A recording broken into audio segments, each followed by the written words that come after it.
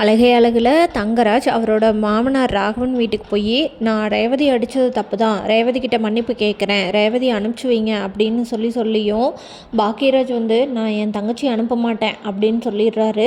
ரேவதியும் அண்ணன் சொன்னதுக்கு தப்பாமல் வீட்டுக்குள்ளே போய் கதவை சாத்திடுறாங்க. அங்கேருந்து எதுவும் பேச முடியாமல் வெளியே வந்துடுறாரு தங்கராஜ். வெளியே வந்த தங்கராஜ் வீட்டுக்கு வந்ததும் தரணி வந்து அப்பா அம்மா எங்கே அப்படின்னு கேட்குறாங்க. அதுக்கு தங்கராஜ் அம்மா வந்துருவாங்க, அம்மா உங்கள் தாத்தா வீட்டுக்கு போயிருக்காங்கடா அப்படின்னு சொல்கிறாரு. அதை கேட்ட தரணி அப்பா நீ பொய் சொல்லாத, நீ தான் அம்மாவை அடிச்சிருக்க, அதனால மாமா வந்து அம்மாவை கூட்டிகிட்டு போயிட்டாங்களாமே அப்படின்னு சொல்லுது அந்த குழந்தை. அதை கேட்ட தங்கராஜ் அவங்க அம்மாவை பார்த்து முறைக்கிறாரு. அதுக்கு அவங்க அம்மா டேய் நான் சொல்லலடா, நான் ஏதோ புலம்பிக்கிட்டு இருந்தேன், இவன் கேட்டிருப்பான் போல அப்படின்னு சொல்கிறாங்க. சரி சாப்பாட்டை வைங்கம்மா அப்படின்னு சொல்கிறாரு. அதுக்கு அவங்க அம்மா தோசை எடுத்து வைக்கிறாங்க. தோசையை பார்த்துட்டு என்னம்மா தோசை இவ்வளோ காஞ்சிருக்கு அப்படின்னு கேட்குறாங்க. இதை கேட்ட அவங்க அம்மா 8 மணிக்கு ஊற்றின தோசை 10:30க்கு சாப்பிட்டா அப்படி தாண்டா இருக்கும் அப்படின்னு சொல்கிறாங்க. அம்மா ஒரே சட்னி தான் வச்சுருக்கீங்களா அப்படின்னு கேட்குறாங்க தங்கராஜ். அதுக்கு ஆமாண்டா, என்னால் உன் பையனையும் பார்த்துக்கிட்டு உன்னையும் பார்த்துக்கிட்டு இந்த சமையல் வேலையெல்லாம் என்னால் செய்ய முடியாது அப்படின்னு சொல்கிறாங்க. ஏம்மா வேலையால் யாரையாவது செய்ய சொல்லலாம்ல அப்படின்னு சொல்கிறாரு தங்கராஜ்.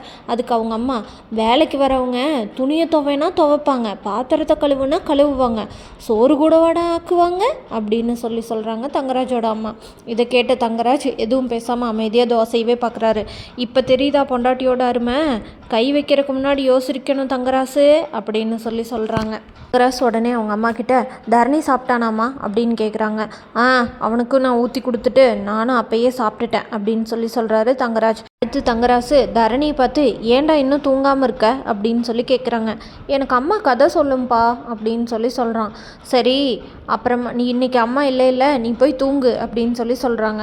ஏப்பா அம்மா இல்லை, என்னை கொண்டு போய் அம்மா கிட்ட விடுங்க அப்படின்னு சொல்கிறான். அதுக்கு தங்கராஜ் அம்மாட்ட எல்லாம் கொண்டு போய் விட முடியாது, அம்மா கிட்ட ஃபோன் இருக்குல்ல, நீ ஃபோன் பண்ணி கூப்பிடு அப்படின்னு சொல்கிறாங்க.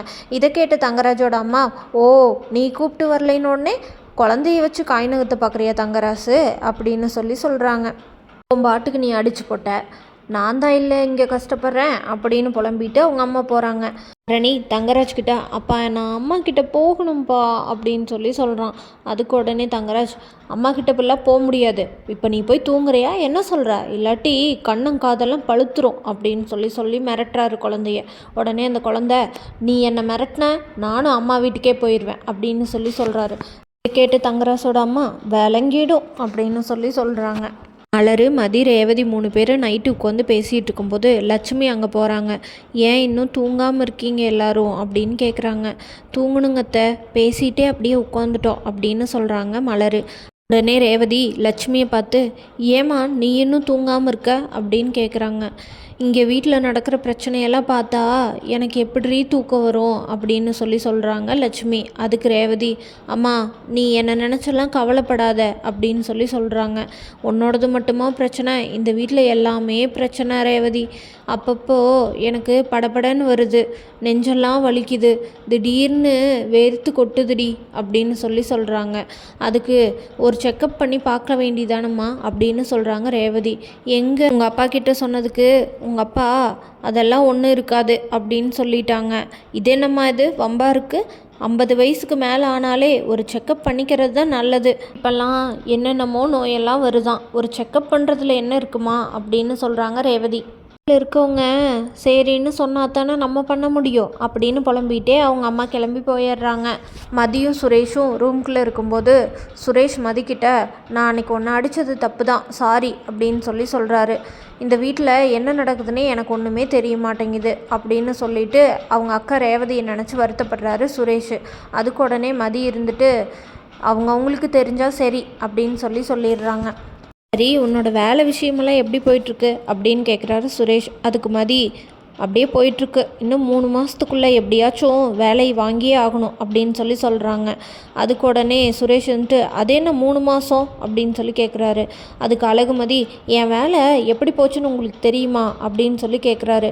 அதை கேட்ட சுரேஷ் தெரியுமே, அதான் அன்றைக்கி அண்ணி ஃபோன் பண்ணி சொன்னாங்களே, ஒழுங்காக பர்ஃபார்மன்ஸ் பண்ணலைன்னா அப்படி தான் வேலை போகும் அப்படின்னு சொல்கிறாரு.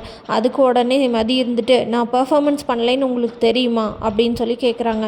அப்புறம் எதனால் உனக்கு வேலை போச்சு அப்படின்னு கேட்குறாங்க சுரேஷ். அதுக்கு அழகுமதி, எல்லாத்துக்கும் காரணம் அந்த அண்ணா தங்கராஜ் தான் அப்படின்னு சொல்கிறாரு. இதை கேட்ட சுரேஷ் உடனே தங்கராஜ் மேலே கோவப்பட்டு, ஏமாம்மா இப்படி பண்ணீங்க அப்படின்னு கேட்குறாரு. மாப்பிள்ளை, நான் உனக்காக தான் பண்ணேன் அப்படின்னு சொல்கிறாரு.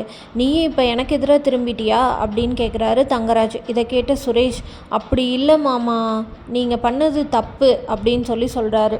எப்பயுமே தங்கராஜ் சொல்கிறது தான் சரின்னு நடக்கிற சுரேஷ் தங்கராஜுக்கு எதிராக மாறினது தங்கராஜ்னால் ஏற்றுக்க முடியுமா? என்ன நடக்குதுன்னு அடுத்து பார்க்கலாம். அது வரைக்கும் நம்ம சேனலை மறக்காமல் ஷேர் அண்ட் சப்ஸ்கிரைப் பண்ணிக்கோங்க.